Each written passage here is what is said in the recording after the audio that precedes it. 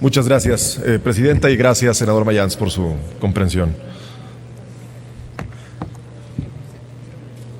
Senadoras y senadores, vengo a presentar una iniciativa mediante la cual pretendemos reformar la Ley Orgánica de la Administración Pública Federal y la Ley de Entidades Paraestatales en un tema que me parece fundamental. Es un asunto que quizás es de rigor técnico, jurídico, pero que tiene un trasfondo institucional en el cual me parece que vale la pena reflexionar. Y es el relativo con la capacidad que se dio al Poder Ejecutivo Federal a partir de una reforma en 1986 para crear, mediante decreto, organismos descentralizados. E igualmente esta capacidad con la que se dotó al Congreso de la Unión para que mediante esta misma figura, es decir, el decreto y no la ley, se puedan crear organismos descentralizados. ¿En qué radica la problemática? El funcionamiento del aparato administrativo mexicano ha tenido cambios significativos en la historia del país.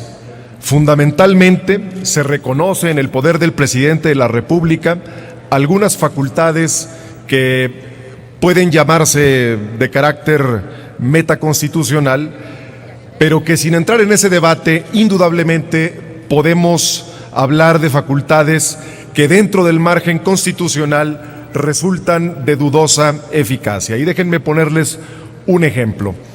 ¿Por qué pensamos que hay una equivocación en la ley orgánica al reconocer la posibilidad del Ejecutivo de crear organismos descentralizados mediante decreto?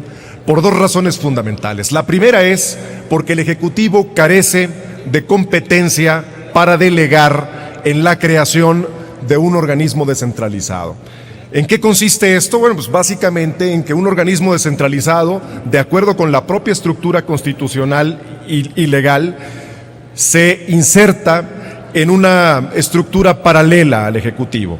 Pero además de eso, a diferencia del Ejecutivo Federal, el organismo descentralizado sí posee personalidad jurídica, de manera que el Ejecutivo no puede delegar lo que no tiene.